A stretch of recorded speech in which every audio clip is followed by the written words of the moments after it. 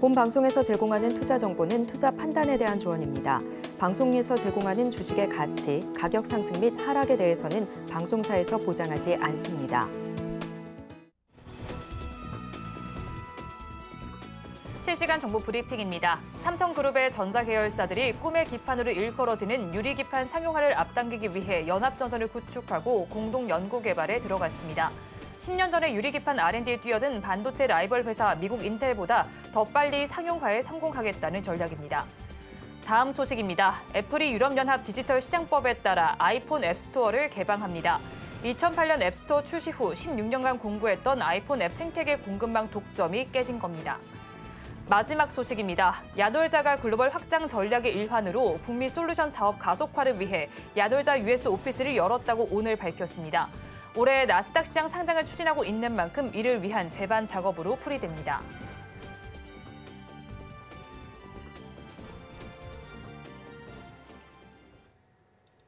시청자 여러분 안녕하세요. 오늘을 돌아보고 내일을 준비하는 오늘장 내일장 2부 진행의 백선혜입니다. 장 마감까지 확실한 승부 전략과 내일장 주목할 섹터까지 제시해드리고 있습니다. 오늘도 저희 방송과 함께 하시면서 성공적인 투자 전략 가득 담아 가시기 바랍니다. 저희 방송은 유튜브를 통해서도 보실 수 있습니다. 유튜브 검색창에 서울경제TV라고 검색하시면 저희 방송과 함께 하실 수 있고요. 본 방송이 시작되기 전에 오후 1시부터는 유튜브 라이브 브런치로 먼저 찾아뵙고 있습니다. 이 점도 많은 관심 부탁드리겠습니다. 그러면 오늘장 내일장 2부 본격적으로 출발합니다.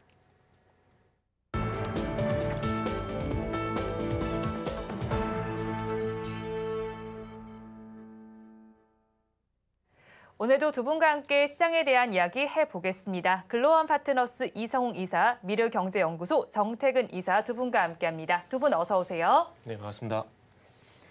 네, 오늘 시장 상황 엇갈리는 가운데 시장 상황, 오후 시장 들어서 어떤 점이 좀 차이점이 있었을까요? 일단은 오전과는 주도 섹터가 좀 많이 바뀐다라고 봐야 될까요? 오늘도 이제 아시겠지만 만기일이거든요. 네. 선물선 동시 만기일인데 지수의 어떤 변동폭은 그렇게 크지가 않습니다. 그런데 종목들의 변동성은 뭐 롤러코스터를 타듯이 상당히 좀 빠르게 좀 나온 것 같아요. 아침 출발할 때는 반도체 분위기가 정말 좋았었거든요. 그리고 난 이후에는 힘이 쭉 빠지다가 또 2차 전지가 올라오고 그리고 또 최근에 조용했던 전력 설비가 올라오고 그리고 제약이 또 힘이 좀 빠지게 되고 오늘 HLB가 변동성이 상당히 좀 크게 좀 나오고 있는 상황들이거든요. 아무래도 많이 오른 지금은 뭐 어떤 악재가 있다기보다는 수급적인 요인과 기술적인 요인으로 판단할 수밖에 없을 것 같아요. 그래서 이렇게 종목들 변동 상당히 크게 나타나고 있는데 그래서 결론은 제가 무슨 말씀 드리려고 하냐면은 결국 이제 선물선 동시 만기일 어떤 지수의 변동성이 있을 거라 생각했었는데 그 지수의 변동성이 나타나는 것들이 아니라 종목들 쪽으로 빠르게 순환매가 나오게 되면서 변동성이 커지고 있는 것들이 이번 만기일의 어떤 특징이라 좀 봐야 되지 않을까 하는 생각이 듭니다. 그러다 보니까 이제 만기일이 지나고 난 다음에 과연 반도체가 얼마만큼 또 안정을 찾아갈 것인가 이런 부분들이 관건인데 일단 결론부터 말씀드리면 저는 반도체는 아직까지 어쨌든 시장 주도 섹터는 맞다는 좀 판단을 하고 있고 그리고 서서히 바닥권에서 이제 미용기기 같은 것들도 좀 눈에 띄고 있는 상황들이고 그리고 오늘 클라우드 컴퓨터 이쪽도 이제 좀 눈에 띄는 상황들인데 어쨌든 이제 엔비디아가 투자한 기업이었던 주가 급등이라든지 그리고 오라클이었던 주가 급등 이런 부분에서 이제는 그 IT 하드웨어가 아니라 소프트 쪽으로 약간 이제 고개를 이제 드는 모습들이 나오고 있는데 이런 부분들이 이제 앞으로 계속 시장의 상승 섹터로 이제 올라설 것인가 이렇게 이런 부분도 좀 중요할 것 같습니다. 저 개인적으로는 이제 주식시장을 3강 2중으로 좀 나누고 있거든요. 무슨 얘기냐면은 지금 반도체, 2차 전지, 그리고 바이오 요 세 개 섹터가 3강을 이루되면서 돌아가면서 이렇게 상승이 나오고 있는 상황들이거든요.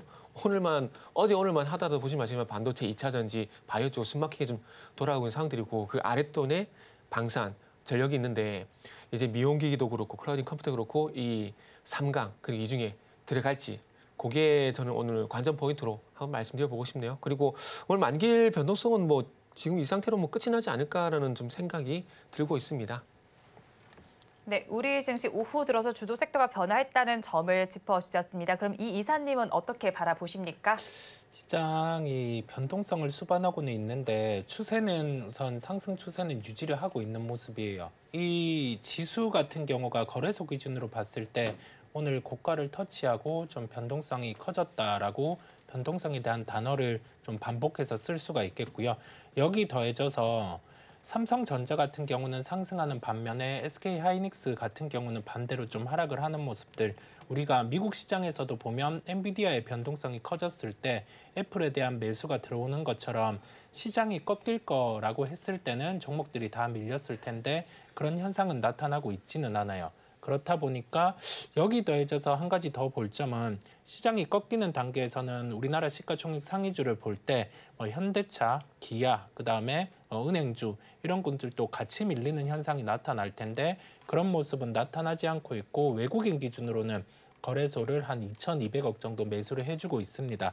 이 부분을 놓고 코스닥 시장으로 가본다라고 하면은 수급적인 측면에서는 개인 주체가 한 2,487억 정도 매수를 해주고 있고 반면에 외국인 기관 주체가 이 금액만큼 정도 매도를 해주고 있는 상황인데 어제 지수 자체가 우리가 종반으로 갈수록 강하게 상승을 시켰다 보니까 오늘은 이와 같이 좀 쉬어가는 흐름이 나타나고 있다는 말씀을 드릴 수 있겠어요.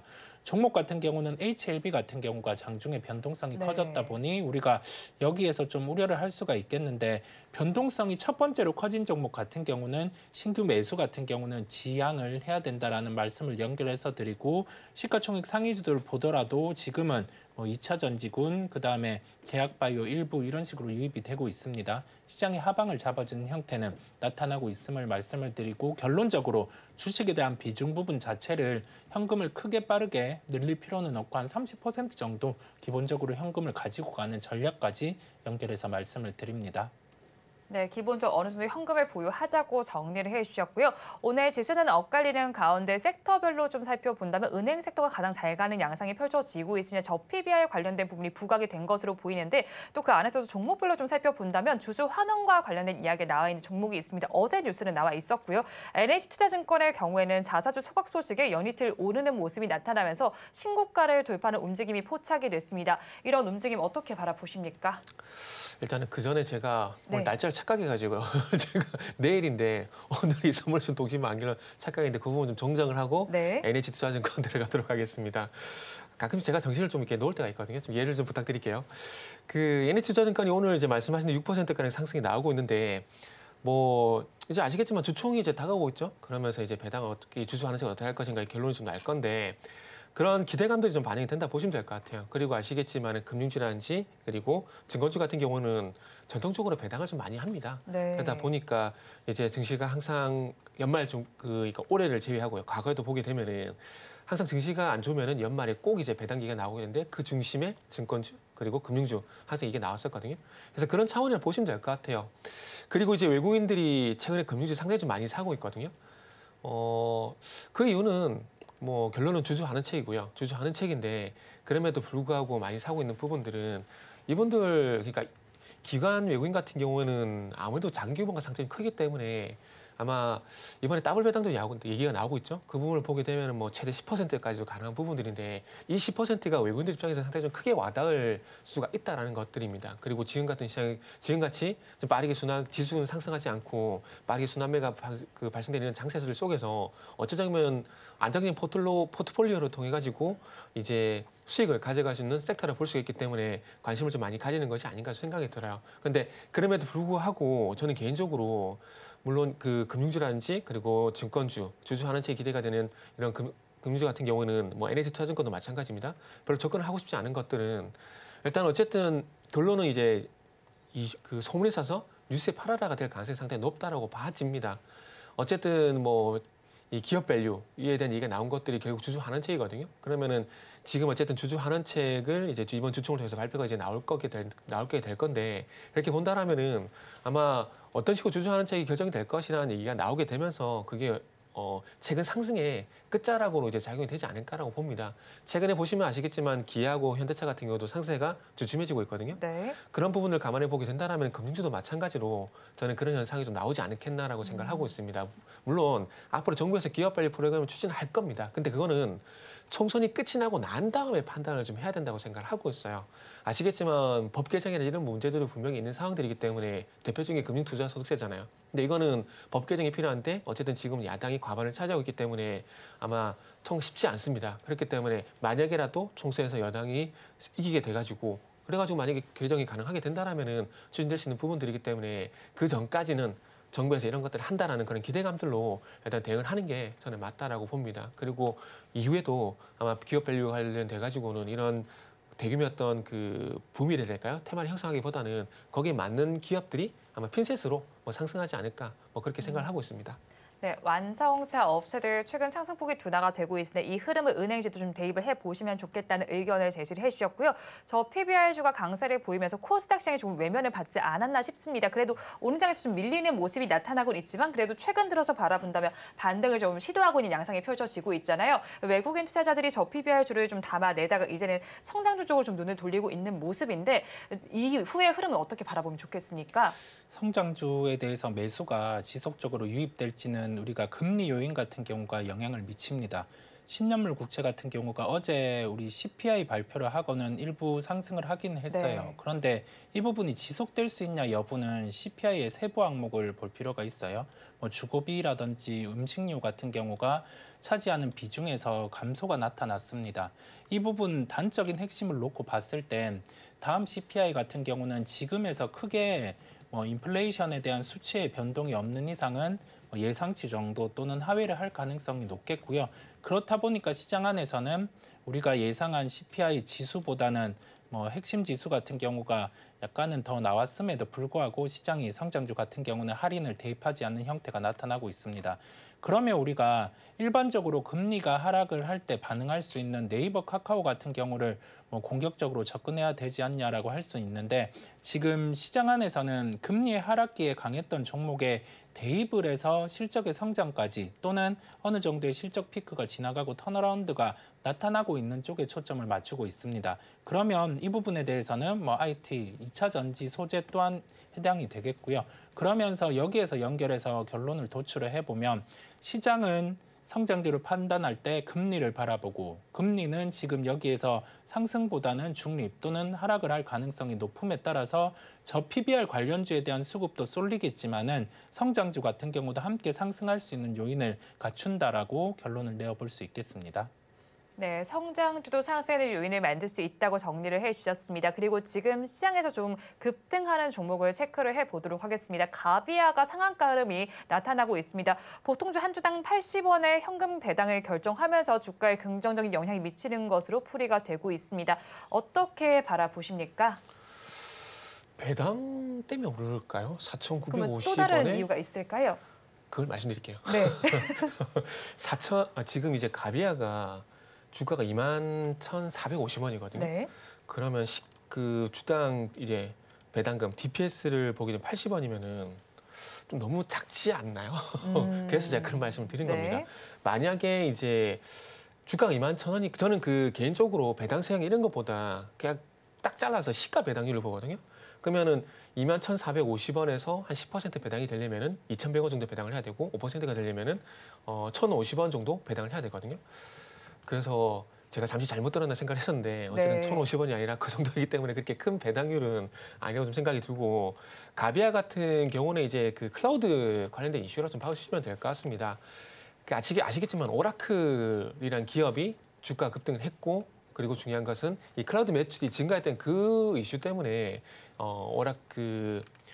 오늘 클라우드 관련된 종목들이 전반적으로 영향을 좀 받고 있다라 보시면 좋지 않을까 생각을 좀 하고 있습니다. 그거 외에는 오늘 저도 이제 클라우드 관련된 뉴스를 전부 찾아봤는데 그거 외에는 뚜렷하게 이유가 될 만한 부분은 없더라고요. 그래서 장 끝나고 나서 어떤 뉴스가 나올지 모르겠지만 일단은 가비아 자체적으로 이슈가 있는 것인지 아니면은 제가 방금 말씀드린 대로 클라우드 전체적인 어떤 흐름을 봤을 때 그 속에서 수급의 힘에 의해서 좀 이렇게 도달하는 현상이 나온 건지에 대한 부분들은 조금 이제 장 끝나고 나서도 한번 뉴스를 좀 살펴봐야 될 것 같습니다. 그러나 그 이전에 오늘 아시다시피 오늘 테마 쪽 보게 되면은 클라우드 관련된 섹터들도 클라우드 컴퓨팅 관련된 섹터들도 어쨌든 부각이 되고 있거든요. 네. 가비아, 더전비전, KNX 이런 종목들이 올 장 초반에 솔트룩스, 폴라리스 오피스, 한국컴퓨터 이런 것도 다 마찬가지고요. 그래서 전반적으로 이렇게 테마가 그러니까 클라우드 컴퓨터는 테마가 전반적으로 이렇게 상승 흐름이 괜찮다라는 것들은 일단은 그 오라클의 어떤 실적 영향으로 인해 가지고 클라우드 컴퓨터 섹터가 좀 부각이 됐고 그 속에서 가비아가 좀 도드라졌다라고 보시는 게 맞지 않을까 좀 생각을 하고 있습니다. 네, 오라클의 주가 급등 속에서 가비아 주가가 반응을 했다고 정리를 해주셨고요. 그리고 C랩도 주가 양상이 좋습니다. 29%대로 상승 유료에 기록하고 있는데요. 엔비디아 GTC에 가게 됩니다. 여기서 첨단 AI 기술을 뽐낸다는 소식이 전해지고 있는데 이 소식 이후로 또 다른 소식도 좀 있을까요? 우리가 뭐 GTC 부분에 대해서 참여를 할 때 관련돼서 과거에 뭐 레퍼런스가 있는 기업들 같은 경우는 주가 반응을 하는데 그 일정에 맞춰서 C랩 같은 경우는 매도를 하는 게 낫고요. 주가가 워낙 빠져 있다가 뭐 과거에 계속 반복됐던 협업 소식 같은 경우가 또 나타나면서 주가의 반응이 있는 것으로 보입니다. 구체적으로 우리가 그 일정에 맞춰서 봐야 될 부분은 총 3가지입니다. 첫 번째로는 삼성 같은 경우가 CXL과 관련된 기술을 그 포럼을 통해서 공개를 하고요. 그랬을 때 우리가 관련된 주가들이 반응이 한번 있었는데 핵심 기술을 보유하고 있는 뭐 퀄리타스 반도체 이런 기업들 같은 경우에 주가 반응을 볼 필요가 있겠고요. 두 번째로는 HBM3E와 관련된 기술에 대한 발표입니다. 이 부분을 놓고 아무래도 뭐 어느 정도의 기술 진보가 있는지 당연히 뭐 진보 상태는 나타난 부분인데 뭐 관련된 업체들의 수요를 놓고 또 주가 반응이 있을 수 있겠고요. 마지막으로는 젠슨 황의 멘트입니다. 단순히 뭐 HBM 서버단에 관련된 멘트보다는 이 AI로 촉발된 사이클 같은 경우가 어느 정도 지속될지 여부, 되도록이면 꿈과 희망을 심어주면 좋겠죠. 주주 입장에서는. 그랬을 때 우리가 3가지 요인을 체크하면서 시장을 바라볼 필요가 있고 개별적인 요소로 과거의 협업을 통해서 올라오는 종목 같은 경우는 오늘은 한 29% 상승을 하기는 했는데 한 30% 정도 추가로 더 상승을 하는 구간에서는 매도에 대한 부분을 권유를 드립니다. 네, 추가로 더 상승하는 부분에 대해서는 매도 의견을 주신다라고 정리를 해주셨고요. 이어서 유리 기판과 관련된 이야기를 좀 해보도록 하겠습니다. 앞서서 제가 뉴스를 통해서 전해드렸었는데 삼성그룹의 전자 계열사들이 좀 꿈의 기판으로 일컬어지고 있는 유리 기판에 대해서 조금 힘을 보탤 것으로 예상이 되고 있습니다. 관련주들 지금 바로 좀 반응을 하고 있나요? 어떤가요? 관련주들 같은 경우에는 전일 그 시간이 그래서 좀 괜찮았었고요. 네. 그리고 오늘 같은 경우에도 대표적으로 필옵틱스 같은 경우는 지금 현재 10% 그리고 장중에 상승폭이 뭐 23%까지 올라가는 그런 급등 현상도 있었다고 보시면 될 것 같습니다. 그리고 RC캠 같은 경우도 현재 5%가량 현재 상승 흐름이 좀 전개가 되고 있고요. 그리고 두 종목 모두 오늘 이후에 한번 기술적으로도 한번 관심을 가져볼 만한 어떤 흐름은 나오고 있다고 보시면 될 것 같습니다. 시간에 거래해서 어쨌든 삼성그룹 내에서 이 유리기판 관련해서 공동으로 R&D를 진행한다는 뉴스가 나오게 되면서 일단 시간에 거래해서 강세를 보였었고 오늘 쪽도 그런 부분들이 좀 연결이 되고 있는 것 같습니다. 그리고 필옵틱스 같은 경우는 이미 이거래일 전에 언제냐면은 월요일이거든요. 3월 11일 날 롯데 같은 강세를 보였었는데 정부에서도 첨단 패키징 관련된 어떤 그 기술 개발 프로젝트를 진행한다는 뉴스가 있었습니다. 그 속에 뭐 하이브리드 본딩, 3D 패키징 그리고 그 속에 유리기판 소재 공정 기술 확보 이런 것들도 포함이 돼 있었거든요. 그래서 아마 유리기판 소재 공정 이 기술 확보 이 소식을 해가지고 필옵틱스 같은 게 먼저 좀 움직였다라고 보시면 좋을 것 같아요. 그리고 삼성전자 같은 경우도 2023년도 같은 경우는 이제 시범 생산을 진행하게 되고 이제 2026년도부터 본격적으로 일단은 유리기판을 통한 어떤 제품 생산을 한다라고 합니다. 그래서 아마 이런 것들이 일단 유리기판 관련된 종목들이 어떤 호재가 될 만한 내용들이고 그래서 이러한 부분을 통해서 필옵틱스 같은 경우는 잘 아시겠지만은 TGV 관련 개발 장비 될까요? 관련 장비 될까요? TGV 장비 이런 것들이 이슈가 있고요. YC캠 같은 경우는 그 유리기판 소재 이종을 개발했다는 그런 뉴스가 과거에 있었는데 그런 것들 통해서 이제 주가 반응이 좀 나오는 것 같습니다. 그런데 지금은 기대감에 의해서 네. 이제 종목 대응을 좀 하셔야 될 것 같습니다. 그렇기 때문에 이 기대감의 어떤 흐름이 어느 정도 갈지 대한 부분들은 좀 지켜봐야 되겠지만 그럼에도 불구하고 작년에 온센서 AI 관련 종목들이 전반적으로 강세를 보였던 흐름들을 한번 참고해 보게 된다라면은 유리기판 같은 경우도 앞으로 이제 R&D가 진행하고 정부에서 지원한다는 그런 뉴스가 있기 때문에 아마 당분간 이 유리기판에 대한 이슈로 인한 상승은 조금 더 나오지 않을까라고 좀 판단을 하고 있습니다. 네, 정부의 정책도 더해지는 만큼 유리기판 이슈 앞으로 조금 더 바라볼 만하다라고 정리를 해주셨습니다. 지금 시간 3시 8분 가리키고 있습니다. 종가 베팅할 섹터 알아보겠습니다. 이 이사님 어떤 섹터 가지고 오셨을까요? 저는 IT 중에서 핸드셋 IT를 가지고 왔습니다. 핸드셋 같은 경우는 뭐 스마트폰이라든지 태블릿, 기타 핸드셋과 관련된 부분을 총 포함을 하는데요. 이게 지금 상황 안에서 우리가 갤럭시 24가 출시가 되었을 때 온디바이스 AI가 부각이 되었었고요. 그러면서 이와 관련된 소프트웨어 같은 경우가 재부각이 되었었습니다. 실적이 나오는 구조가 소프트웨어 쪽에서는 보통 공공기관 쪽에 실적이 대부분이었는데 이제 온디바이스 AI가 구현되면 스마트폰으로 인터넷에 연결 없이 또 다른 창출이 가능하다 보니까 소프트웨어 관련된 종목들이 반응을 했었고요. 여기 더해져서 추가적으로 OLED를 탑재한 태블릿 같은 경우가 4월에 출시 예정에 있습니다. 그렇다 보니까 현재 구간 안에서 주가의 반응들이 크게 형성이 되지 않은 종목들 중에 좀 마진은 높지 않지만 매출 볼륨이 늘 수 있는 군 하나, 그 다음에 실제 마진이 늘어날 수 있는 군 하나, 이렇게 구분을 해서 함께 살펴볼 필요가 있다라는 말씀을 드리고요. 핸드셋에 탑재를 하는 부품주, 그 다음에 소프트웨어와 관련해서 주목할 필요가 있다라는 말씀을 드립니다. 네, 핸드셋과 관련된 소프트웨어 주목을 할 필요가 있다고 정리를 해주셨는데요. 그럼 저희 어떤 종목을 바라볼까요? 네, 종목으로는 와이소를 말씀드리겠습니다. 최근에 시장에서 크게 바라보지는 않고 있는데 우리가 국내 스마트폰 판매 데이터도 올라오고 있는 상황인데 작년 10월부터 중국의 스마트폰 판매 데이터도 재고가 줄어드는 모습을 보여주고 이제 실제 판매 수요 같은 경우가 올라오고 있는 상황입니다. 그렇다 보니까 이와 관련된 소재 부품 두 가지 다 영위를 하면 좋을 것 같아요. 국내 그다음에 중화권 업체. 와이솔 같은 경우는 스마트폰 RF 필터를 탑재하는 기업입니다. 스마트폰 안에서 RF 필터라고 함은 전파 관련된 부분, 그다음에 통신을 원활하게 해주는 요소를 갖추고 있는데요. 우리가 스마트폰 부품은 대부분 마진이 강하지 않습니다. 그렇다 보니까 매출 볼륨을 늘리면서 이익이 나올 수 있는 구조를 갖추고 있다는 말씀을 드리고요. 그렇다 보니까 주도군으로 흘러가기에는 약간은 약한 모습은 갖추고 있어요. 그런데 국내 그다음에 중화권 매출 비중을 보면 한 55대 45 정도로 형성을 하고 있는 상황이다 보니까 실제 수요가 회복되는 단계에서 주가가 그를 반영하지 않았다고 하면은 나올 수 있는 이익만큼은 주가에 반영이 가능하다는 결론입니다. 연간에 예상되는 영업이익은 240억 정도입니다. 지금 주가 수준은 그래도 추가적으로 상승할 수 있는 룸이 한 10% 정도는 기본으로 갖추고 있는 상황임을 말씀을 드리고요.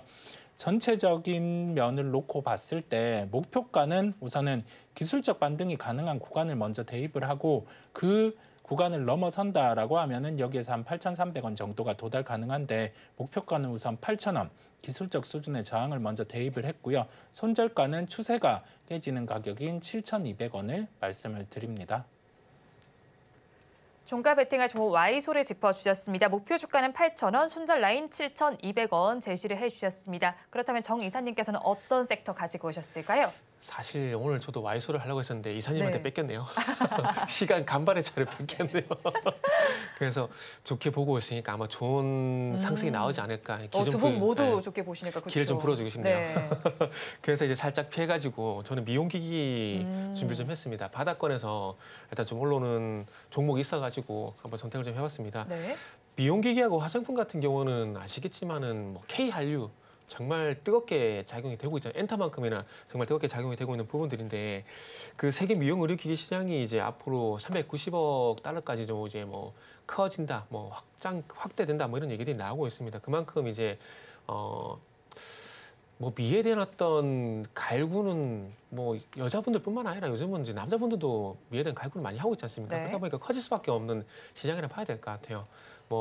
이 화장품 사용 이런 부분을 통해서도 개선되겠지만은 그걸 떠나서 약간의 시술도 필요한 부분들이 분명히 이제는 있는 것들이 있기 때문에 아마 수요는 계속 증가할 수밖에 없다고 봐야 될 것 같아요. 그리고 소득 수준의 향상이란지 그리고 이게 참 안 좋은데 SNS 영향이요. 이 SNS 영향이 상당히 좀 큰 것 같아요. 네. 이런 것들이 인해 가지고 많이 영향을 받고 있는데 어쨌든 이런 것들로 인해 가지고 지속적으로 성장을 전망이라고 합니다. 그러면서 시장 파이도 많이 커진다라고 하고요. 그 속에서 참 우리나라 기업들이 정말 대단한 것 같아요. 네. 장비들을 좋은 장비들을 상당히 많이 만드는 것 같아요. 레이저, 초음파, 마이크로니들 이런 것들 상당히 좋은 장비들 많이 개발을 하고 있는데 이런 좋은 장비들을 많이 개발을 하다 보니까 이제 한국 기업들 인지도가 많이 올라가게 되고 사용하는 국가들도 많아지는 것 같아요. 그동안은 어찌 보면 이제 아시아 쪽이 좀 제한이 됐다고 보게 되면은 아시아에서 벗어나가지고 미국, 유럽, 중남미까지 확장이 되고 있다는 부분들이 정말 잘하고 있지 않나 생각이 들고요. 재작년까지는 이때 신규로 이제 장비를 납품하는 부분들이 분명히 좀 있었을 건데 이제는 장비들뿐만 아니라 소모품까지 이제 납품을 좀 진행하게 되면서 일시적으로 이제 성장이 정체가 되는 것이 아니냐 이런 걱정이 있었지만은 이 소모품의 어떤 매출도 확대가 되게 되면서 그런 걱정들을 많이 조금 해소시켜가는 것 같습니다. 그러면서 와이설도 마찬가지지만은 지금 말씀드리려고 하는 클래시스 같은 경우도 마찬가지로 좀 이게 돌아서려고 하는 흐름들이 있어서 오늘은 네. 클래시스라는 종목을 일단 좀 준비를 해봤습니다. 네, 그렇다면 클래시스엔 또 어떤 이슈가 있나요? 네. 클래시스 같은 경우도 이제 결국 이제 피부 미용기 관련돼 가지고 이제 판매가 좀 많이 확대가 되고 있다는 부분들이 이슈라고 보시면 될 것 같은데요. 일단은 작년 영업이익 같은 경우 연간 영업이익을 보게 되면 30% 정도 성장을 했었는데 올해도 이제 마찬가지로 뭐 그와 비슷한 어떤 성장이 좀 예상된다고 보시면 될 것 같아요. 올해 예상 매출이 2,300억, 영업이익은 1,165억 정도 예상이 된다고 합니다. 참고 삼아 2023년도 영업이익은 890억 정도 기록을 했었고요. 그러니까 계속해서 성장을 한다라는 거죠. 이제부터 관건은 그런 것들이죠. 성장 계속해 나가겠지만은 이 성장 폭이 어쨌든 과거에는 계속 이렇게 늘어났었지만은 이제는 조금 줄어든 부분이 분명히 있었거든요. 20%, 30%, 40% 성장했었지만은 이제 30%의 어떤 꾸준한 상승이 좀 진행이 될 건데 이런 부분들에서 어떤 긍정적인 평가가 나오게 된다라면은 여기서 주가가 돌아서줄 가능성이 상당히 높지 않을까라고 좀 생각을 하고 있습니다.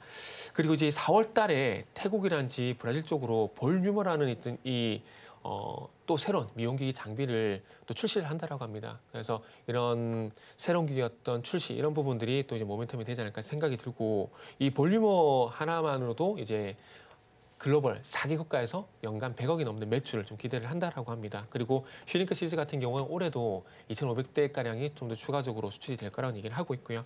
그리고 이제 슈링크 유니버스 같은 경우도 이제 유럽에서 판매가 시작이 되는데 뭐 특히나 스페인 쪽인지 그 서유럽 쪽으로 어떤 판매가 증가 좀 예상이 된다고 합니다. 그러니까 결국 뭐 판매 얘기를 하고 있는데, 그러니까 결국 이제 올해도 성장이 계속 지속될 것이다 이런 리포트들이 나오고 있으니까 어쨌든 한번 기대를 해보면 좋지 않을까 생각이 들고요. 그 차트적으로도 4만 원대 돌파가 안 되고 있었어요.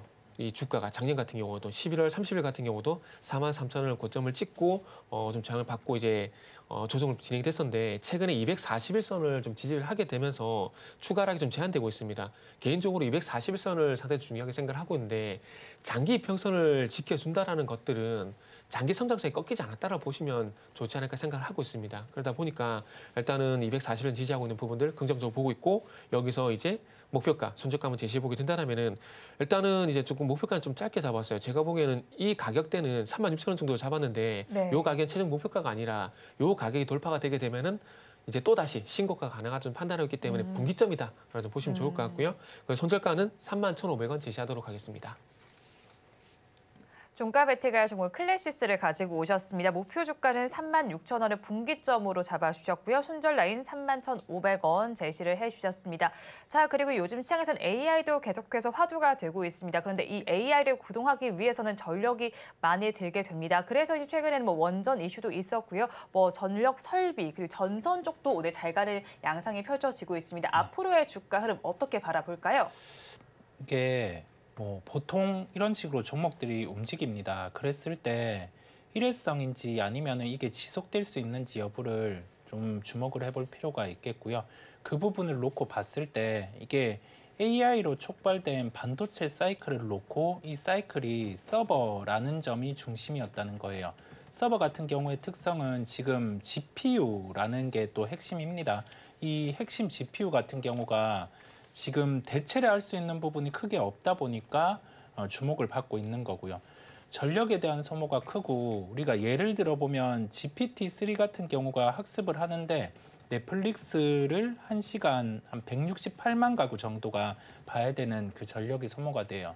그렇다 보니까 시장 안에서 전력기기라든지 아니면은 원전이라든지 여기에 확장이 돼서 한국전력까지 이렇게 주목을 하고 있는 상황인데 이 사이클은 그 AI로 촉발된 반도체 서버 사이클의 픽 끝에 함께 꺾이게 될 것으로 보여요. 그런데 이 사이클은 아직 한 1년 정도가 소요가 됐습니다. 아직 피크가 아니라는 말이겠죠. 그렇다 보니까 주가 같은 경우는 더 상승할 룸이 남아있다라고 보이고요. 다만 변수의 발생이 있을 때는 주가가 하락을 할 수 있습니다. 미리 예상되는 실적보다 주가가 지나치게 앞서갈 텐데 지금 전체적으로 전력기기, 그다음에 원전 여기 더해져서 추가로 반도체 전체적으로 봤을 때 아직 실적이 앞서 나가는 상황은 아니기 때문에 관심에 대한 부분은 계속 놓고 살펴봐도 되겠습니다. 네, 조금 더 관심의 영역으로 두고 살펴보자고 정리를 해주셨고요. 전력 설비 중에서도 HT 현대일렉트릭의 상승률이 눈에 띄고 있습니다. 9%대 강세를 보여주고 있고요. 지금의 주가가 14만 6천 원 선 정도의 거래가 되고 있는데 2017년에 코스피 시장에 상장한 이후로 최고가를 기록하고 있습니다. 아직까지도 상방 흐름이 더 열려 있을까요? 오늘 흐름만 보면은 더 열려 있다고 봐야 될 것 같아요. 이 전력 시장 같은 경우는 앞으로도 계속 이슈가 되지 않을까라는 생각이 듭니다. 특히 AI 쪽만 그런 것이 아니라 전력 수요가 상당히 많을 수밖에 없는 상황들이거든요. 왜냐하면은 지금 아시겠지만 미국 같은 경우에 어떤 그 반도체라든지 2차 전지라든지 전기차라든지 새로운 공장들을 많이 건설하고 있지 않습니까? 거기에 들어가는 어떤 전력 소비가 많을 수밖에 없는 상황들 속에서 이제 이성우 이사님께서 말씀하셨듯이 이제 AI 서버, AI 클라우드 서버라든지 이런 그 쪽의 기업들의 어떤 전력 소모도 상당할 수밖에 없기 때문에 투자는 계속 된다고 봐야 되겠죠. 그렇게 본다라면 이제 신규 전력을 공급하기 위한 이런 전력 생산지의 어떤 그 변압기나 이런 수요가 증가를 할 수밖에 없는 부분들이고 이런 대학 변압기가 되겠죠.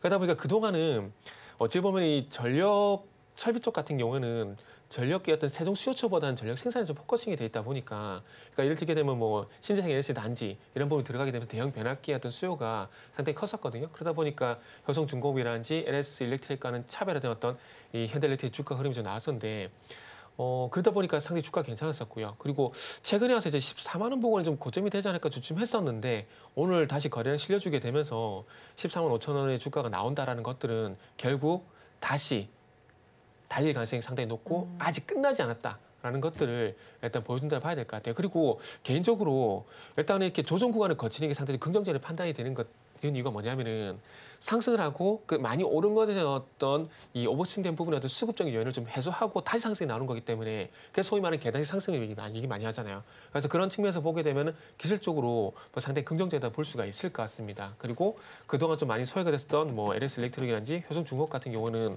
최근에 와서 좀 부각이 되고 있잖아요. 효성중공업도 지금 24만 원대 가격이 형성이 되고 있고 최근에 저항대를 보게 되면은 이제 20만 원대가 저항했었는데 이 부분을 좀 거래량을 실어주게 되면서 또 이제 장대 양봉을 만들었고요. 그리고 LS 일렉트릭도 마찬가지입니다. 지금 최근 6만 원까지 6만 원 이탈할 뻔했었는데 6만 원 부분에서 좀 바닥을 다지게 되면서 이제 상승 눌림목이 진행이 되고 있는 상황인데 결국 이제 LS 일렉트릭과 효성중공업 같은 경우는 물론 전력 생산 쪽에도 좀 이런 사업 부분이 분명히 있지만은 그것도 있지만은 그 최종 소비처 그러니까 최근에 일론 머스크 같은 경우도 이제 AI 시장이 커지게 되면서 이 전력에 대한 우려가 된다는 얘기, 전력 그 수급에 대한 우려가 된다는 얘기 했었잖아요. 그게 결국 이제 수요처에 대한 부분도 있다는 얘기거든요. 그러니까 전력을 생산하는 것도 중요하겠지만은 중요한 건 최종 소비처 쪽으로 얼마만큼 전력 공급을 또 원활하게 전달해 줄 건가 이런 것도 상당히 문제가 될 수밖에 없는데 그런 부분을 감안해 봤을 때 지금 화면에 나오고 있는 LS 일렉트릭이라든지 방금 말씀드린 효성중공업, 강원전선, 일시전기 이런 것들은 최종 그 소비처 쪽과 연관된 변압기라든지 개폐기라든지 차단기 이런 것들을 만들어요. 그러니까 이제는 전력 생산 내에서도 다 봐야 되겠지만은 전력 생산의 어떤 얘기가 나오게 되면은 현대일렉트릭의 힘이 좀 더 세질 가능성이 높은 거고 그게 아니라 전력 수요처, 최종 소비처에 대한 어떤 전력 수급에 대한 얘기가 나오게 되면은 또 개폐기 차단기 이런 것들을 만드는 LS 일렉트릭이라든지 그리고 효성중공업 이게 서로 이제 번갈아 가면서 아마 순환매식으로 상승이 나오지 않을까라고 봅니다. 그리고 전력 시장 같은 경우는 아직도 끝이 나지 않았다고 봐야 될 것 같아요. 투자는 계속 진행되는 부분들이 있고 그리고 전력 수요도 앞으로 많을 수밖에 없는 부분들이 있기 때문에 일단 실적적으로서 안정적인 어떤 수주를 기반으로 해서 실적적으로서 계속해서 갈 수밖에 없는 그런 기업이라 봐야 될 것 같아요. 그래서 현대일렉트릭은 당연히 대장주고요. 그 속에서 이제 다른 종목의 탑픽을 제시해 보게 된다면은 저는 LS 일렉트릭이 상당히 좀 매력적으로 보인다라고 말씀도 드릴 수 있을 것 같아요.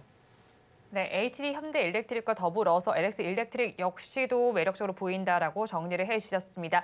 그렇다면 저희는 마감 동시효과 구간 누리시장 어떤 분위기 보이고 있는지 살펴보도록 하겠습니다.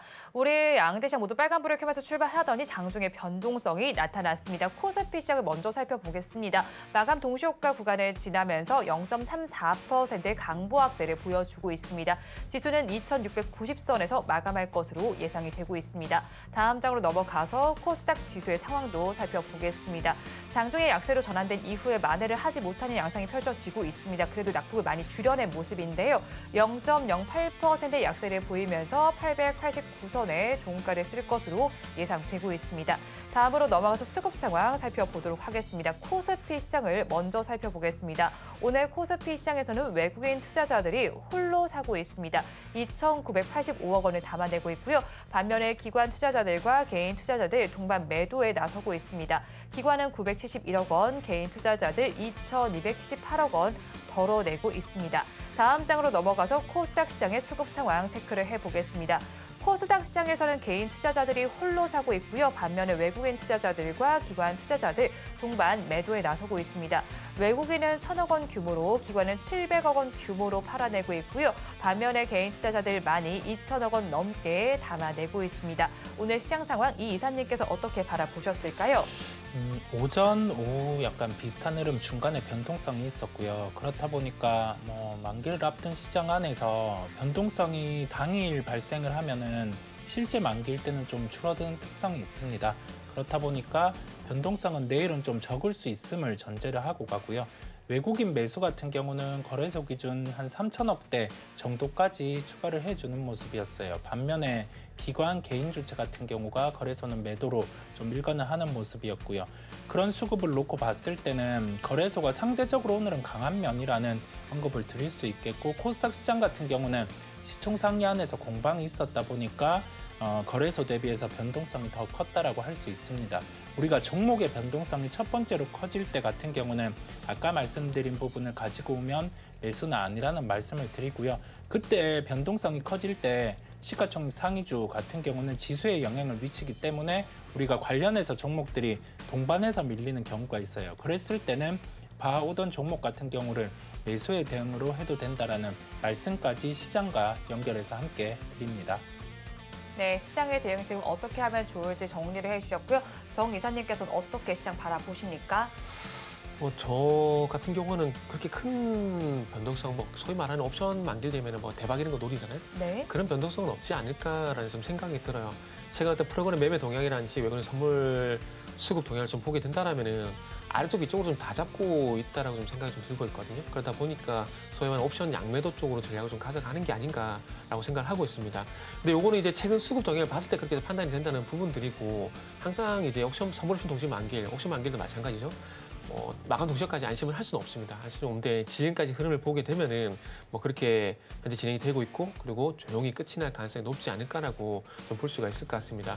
왜냐하면은 조금 이제 또 똑같은 얘기일 수도 있는데 작년 12월 달 이후에 시장에 대한 어떤 민감도라 될까요? 관심도라 될까요? 이런 부분 상당히 많이 떨어져 있는 상황입니다. 종목적으로 많이 넘어가다 보니까. 그러다 보니까 이제 코스피 지수를 보게 되는데, 코스피 지수를 봤을 때는 지수가 말 그대로 대형주가 좀 이끌어가는 부분들이 아니라 어떤 종목들의 분위기가 좋아지게 되면서 이제 시장이 좀 이끌려 딸려서 올라가는 그런 분위기들이 좀 있기 때문에 그거 이상 그거의 어떤 지수 흐름은 저는 개인적으로 안 나오고 있다고 보고 있습니다. 그러다 보니까 지수는 자체만 놓고 플레이를 할 수 있는 그런 여건들이 아직까지는 보이지 않는 대로 봐지고, 그러다 보니까 큰 변동성이 없는 그런 옵션 만기 되지 않을까? 저는 그렇게 좀 생각을 하고 있어요.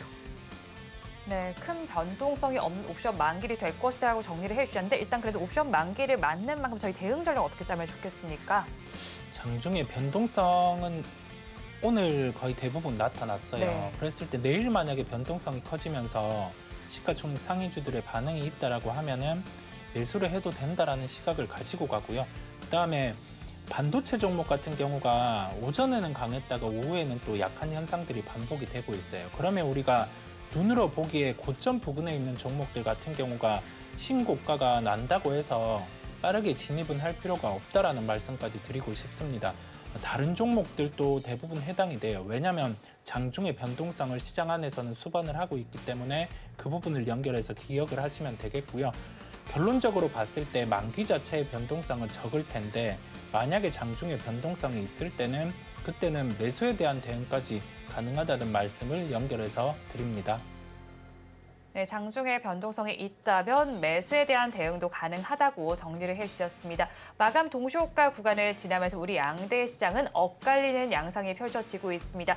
양대 시장 보합권 내에서 등락을 다르게 하는 모습이 펼쳐지고 있고요. 오늘 시장에서는 코스피 시장에서 빨간불 그리고 코스닥 시장에서 파란불이 들어와 있는 상황입니다.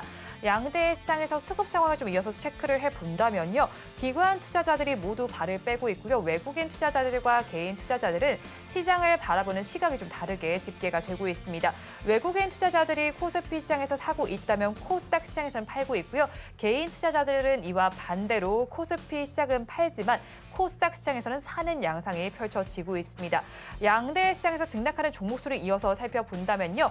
이 상승하는 종목수가 조금 더 많이 집계되고 있지만 큰 차이가 나지는 않는 시장이다라고 볼 수가 있겠습니다. 코스피 시장에서는 446종목이 상승을 하고 있고요. 코스닥 시장에서는 794종목이 상승을 하고 있는 양상이 펼쳐지고 있습니다. 양대 시장에서 시가총액 상위 종목들의 상황을 이어서 좀 살펴본다면요. 코스피 시장에서는 혼조 양상이 10위까지 펼쳐지고 있는 양상이 펼쳐지고 있고요. 코스닥 시장에서는 파란불을 켠 종목이 조금 더 많이 집계가 되고 있습니다. 마감 동시호가 구간 함께 하셨습니다.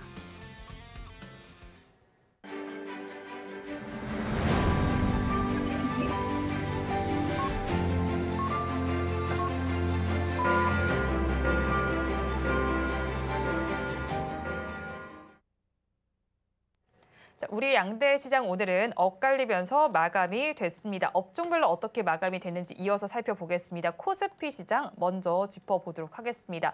코스피 시장에서는 상승한 업종이 조금 더 많이 관찰이 되고 있습니다. 오늘 가장 좋았던 업종은 저PBR과 관련해서 증권과 금융 업종이 좋았습니다. 증권 업종에서 3.67%의 강세가 나타났고요. 그 뒤를 이은 업종은 금융 업종으로 2.04%의 상승률이 나타났습니다. 기계 업종에서도 1.92%의 강세가 나타났고요. 다음으로 넘어가서 코스닥 시장도 살펴보겠습니다.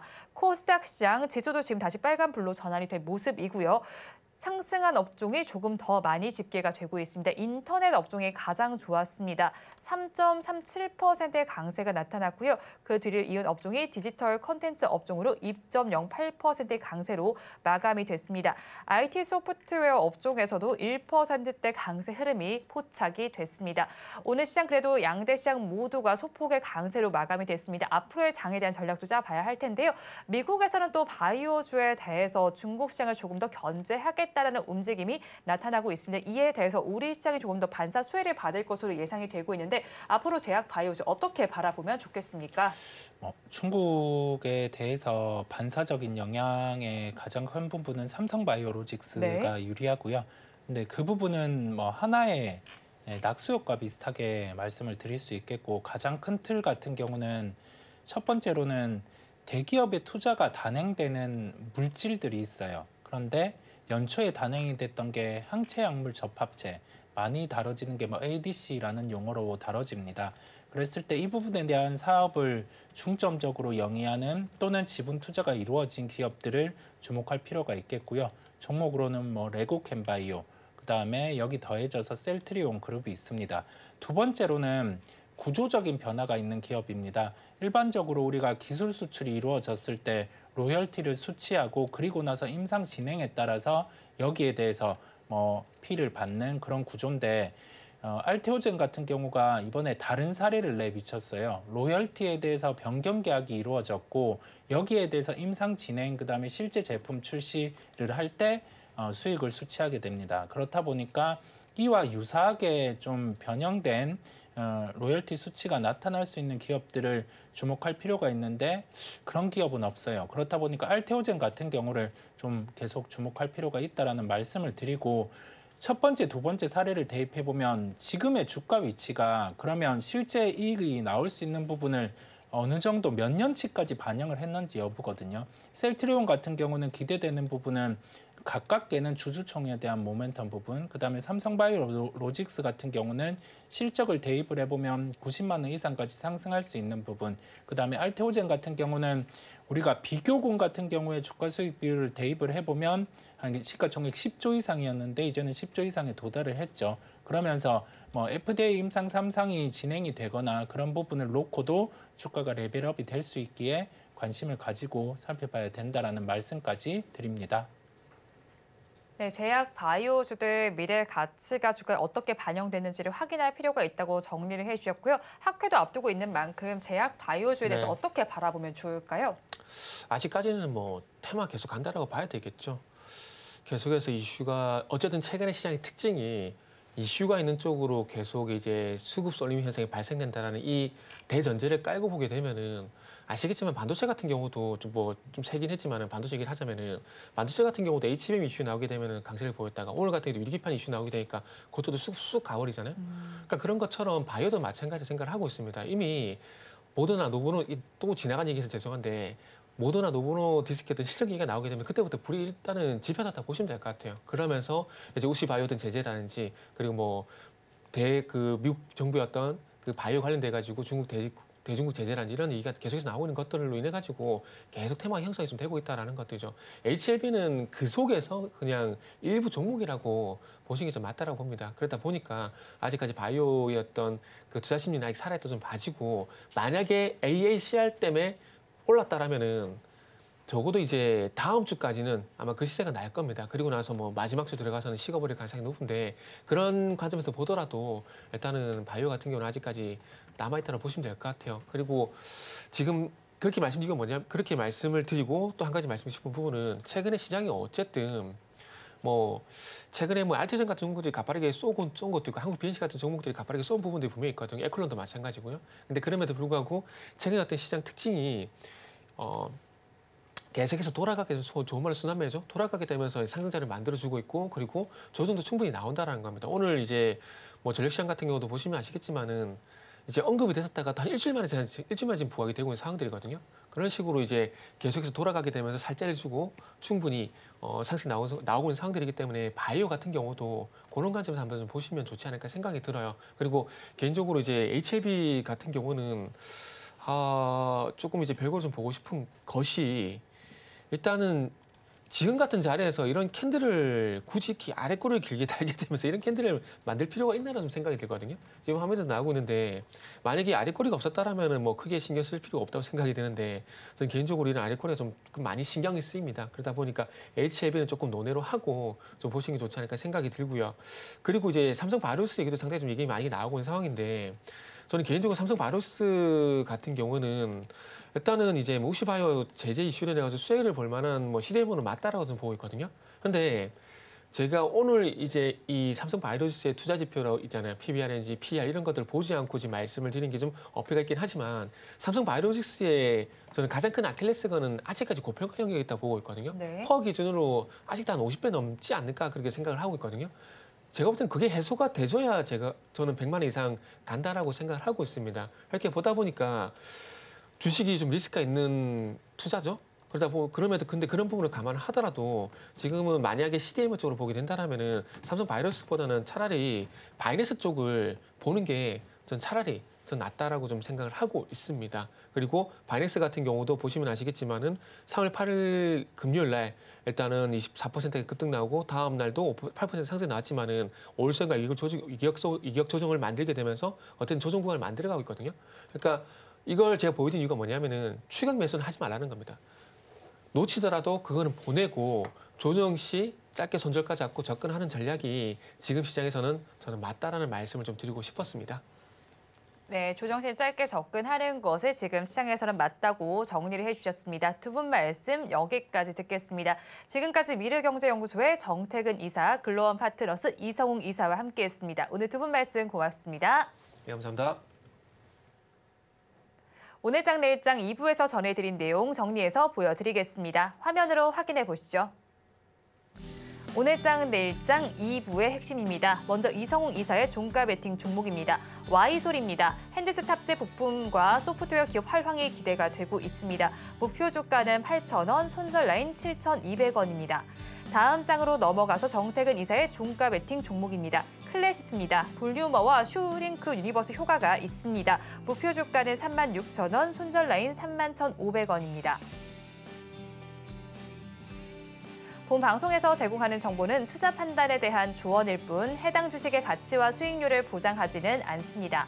아울러 서울경제TV와 서울경제신문은 당사의 브랜드입니다. 최근 당사를 사칭하는 피해 사례가 늘어나는 만큼 각별히 주의해 주시기 바랍니다. 오늘 장내일장 2부에서 준비한 순서는 여기까지입니다. 저희는 내일 이 시간도 여러분과 함께하겠습니다. 오늘도 시청해주신 여러분 고맙습니다.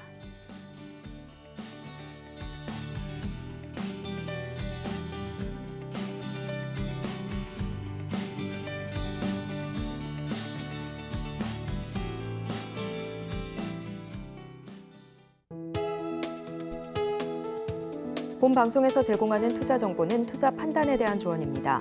방송에서 제공하는 주식의 가치, 가격 상승 및 하락에 대해서는 방송사에서 보장하지 않습니다.